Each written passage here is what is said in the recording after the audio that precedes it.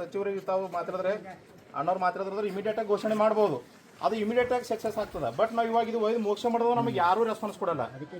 ಮತ್ತು ತಪ್ಪಿತಸ್ಥರು ಯಾರದಾರ ಎನ್ಕ್ವೈರಿ ಮಾಡೋದು ದೊಡ್ಡ ಮಾತಿಲ್ಲ ಸರ್. ಈಗಾಗಲೇ ಇಡೀ ಜಿಲ್ಲಾ ಪ್ರತಿಯೊಂದು ಗ್ರಾಮ ಅಂತ ಹೇಳ್ತಾರೆ ಮನೆ ತಹಸೀಲ್ದಾರ್ ಸಾಹೇಬ್ ಟಾರ್ಚರ್ ಕೊಟ್ಟಾರ ಅಂತ ಸ್ಪಷ್ಟವಾಗಿ ಕಾಣಿಸ್ಕೊತ ಸರ್. ಅದಕ್ಕೆ ದಯವಿಟ್ಟು ಸರ್ ಈಗ ಏನು ಪನಿಷ್ಮೆಂಟ್ ಆಗಬೇಕು ನಿಮ್ಗೆ ಸರ್ಕಾರದಿಂದ ಮನೆ ಜಿಲ್ಲಾಧಿಕಾರಿಗಳು ಬಂದ ಮ್ಯಾಗ ಅವ್ರಿಗೆ ಪನಿಷ್ಮೆಂಟ್ ಕೊಡಿಸ್ತಕ್ಕಂಥ ಕೆಲಸ ಆಗಬೇಕು. ಅದಾದ ನಂತರ ನೌಕರಿ ಅಂತೂ ನಮಗೆ ಅನುಕಂಪ ಆದ್ಮೇಲೆ ನೌಕರಿ ಕೊಡಲೇಬೇಕು, ಸರ್ಕಾರ ಕೊಡ್ತದೆ, ಅದ್ರಾಗ ಎರಡು ಮಾತಿಲ್ಲ. ಮತ್ತು ತಪ್ಪಿತಸ್ಥರ ಏನು ಮನೆ ತಹಸೀಲ್ದಾರ್ ಸಾಹೇಬ್ರು ಆದ್ರಂದ್ರೆ ಅವರಿಂದ ಕೂಡ ಒಂದು 50 ಲಕ್ಷ ರೂಪಾಯಿ ದಂಡ ಕೊಡಿಸ್ಬೇಕು ಆ ಮನೆಗೆ. ಸರ್ಕಾರದಿಂದ 1 ಕೋಟಿ ರೂಪಾಯಿ ಪರಿಹಾರ ಧನ ಕೊಡಬೇಕು, ನೌಕರಿನೂ ಕೊಡಬೇಕು. ಮತ್ತು ಇದು ಯಾಕಂದ್ರೆ ಈಗ ಅಣ್ಣವ್ರು ಹೇಳಿದ್ರು ಈ ಊರಾಗ ಇಂಥ ಹ್ಯಾಗಿಂಗ್ ಏನು ಇವತ್ತಿಂದ ಆತ್ಮಹತ್ಯೆ ಆಗ್ಯದ, ಈ ಆತ್ಮಹತ್ಯೆ ಮುಂದೆ ಎಂದು ಮರು ಕಳಿಸ್ಬಾರ್ದು ಅಂತ ಹೇಳ್ಯಾರ. ಸತ್ಯ ಅದ. ಯಾವಾಗ ಮರು ಕಳ್ಸಲ್ಕ ಹೋನದ ನಾವು ಇವತ್ತಿನ ಡೇಟ್ದಾಗೆ ಪನಿಷ್ಮೆಂಟ್ ತಪ್ಪಿಸಿ ಪನಿಷ್ಮೆಂಟ್ ಕೊಟ್ಟವಲ್ಲ, ಇಷ್ಟು ಜನ ನನ್ನ ಹಿಂದೆ ಅದಾರ, ನಾವು ಮುಂದೆ ಮಾಡ್ಕೋಬಾರ್ದು ಅಂತೇಳಿ ಇದ್ದವ್ರಿಗೆ ಕೇಳೋರಿಗೆ ಗೊತ್ತಾಗ್ತದ. ನಾವು ಇಷ್ಟೇ ಹೇಳಿ ಈಗಿದಿಷ್ಟು ಹೇಳ್ದವು, ಹೇಳಿ ಯಾರ್ದವ್ರ ಮನೆಗೆ ಹೋದವು, ಉಳಿಕೋರಿಗೆ ಹೆಂಗತ್ತದ ಇದು ಮತ್ತೊಮ್ಮೆ ನಂಗೆ ಅನ್ಯಾಯ ಆಯ್ತು. ನಾ ಯಾರಿಗಳಿಗೆ ಮಾನ್ಯ ಹೇಳಿದ್ರು ಮಾದೇವ್ ಸತ್ಯನು ನಾ ಬಿ ಹೇಳ್ಕೊಂಡ ಅಲ್ಲಿ ಬಂದಿರು ನೋಡ್ದವು, ಎಲ್ಲರೂ ಒಂದೆರಡು ಮಾತಾಡಿದ್ರು, ಯಾರ್ದವ್ರ ಮನೆಗೆ ಹೋದ್ರು ಏನೂ ನ್ಯಾಯ ಸಿಗಲ್ಲ ಅಂತ ಮತ್ತೊಮ್ಮೆ ನಾ ಬಿ ಸೂಸನೆ ಮಾಡ್ಕೋಬೋದು. ಇವತ್ತಿನ ದಿವಸ ಈ ಪೋತಿಯಲ್ಲಿ ಇಡೀ ನಾವು ಕರ್ನಾಟಕ ರಾಜ್ಯದಲ್ಲಿ ಅನ್ನೋರು ಕಂಡಬಿಟ್ಟು ನೋವಿದ್ದವು.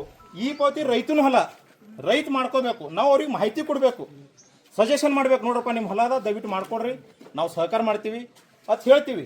ಅದು ಹಾಗಿಲ್ಲ ನಮ್ಮ ಒತ್ತಡ. ನೀ ರೈತ ಮಾಡ್ಕೋತಾನೋ ಬಿಡ್ತಾನೋ ಮಗನ ನೀ ಮಾಡ್ಬೇಕು, ರೈತ ಮಾಡ್ಕೊಲಿಕ್ಕಿಲ್ಲ ನೀ ದಂಧ ಮಾಡ್ಬೇಕದು. ನಮಗೆ ಅವೆಲ್ಲ ಖುನ ಇಲ್ಲ. ತಹಸೀಲ್ದಾರ್ಗಳು ಹೆಂಗೆ ಹೇಳ್ಸಾರ, ನೀ ಸಂಜೆ ತಕ 5 ಆಗ್ಯಾವ ಹೇಳು.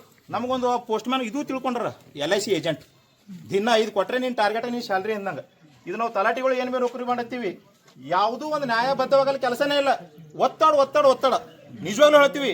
ನಾವೆಲ್ಲರೂ ಒತ್ತಡ. ನಾನೇ 100 kg ಇದೆ, ಇವತ್ತು 75 kg ಬಂದೀನಿ.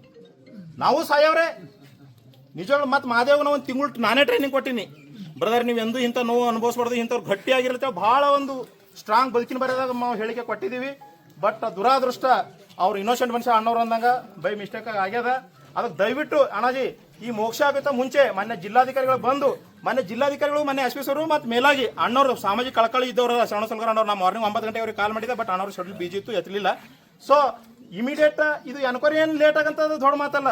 ಇಡೀ ರಾಜ್ಯ, ಇಡೀ ಜಿಲ್ಲೆ ಗ್ರಾಮಾಳತಿ, ಪ್ರತಿಯೊಬ್ಬ ಗ್ರಾಮಾಳತಿ, ಪ್ರತಿಯೊಬ್ಬ ಸ್ಟೇಟಸ್ ಇಟ್ಟು ಪ್ರತಿಯೊಬ್ಬ ಇದು ಕೆಲಸದ ಒತ್ತಡ ಅಂತೇಳಿ ಮನೆ ತಹಸೀಲ್ದಾರ್ ಅವರು ಒತ್ತಡ ಕೊಟ್ಟಿದ್ದಾರೆ ಅಂತೇಳಿ ಹೇಳಿಕೆ ಕೊಟ್ಟಿದ್ದಾರೆ ಅಣ್ಣಜಿ. ಅದಕ್ಕೆ ದಯವಿಟ್ಟು ಅದಕ್ಕೆ ಇಮಿಡಿಯೇಟ್ ಆಕ್ಷನ್ ತಗೊಂಡು ನಮಗೆ ಪನಿಷ್ಮೆಂಟ್ ಆಯ್ತಪ್ಪ ಅಂದ್ರೆ ಮುಂದೆ ಇಂಥ ಅನಾಹುತಗಳು ಆಗಲ್ಲ ಅಂತಕ್ಕಂಥ ನನ್ನ ಮನವಿ ಇದೆ. ಅದಕ್ಕೆ ದಯವಿಟ್ಟು ಮನೆ ಜಿಲ್ಲಾಧಿಕಾರಿಗಳು ಬರೋ ತನಕ ಈ ಮೋಕ್ಷ ಮಾಡಬಾರ್ದು.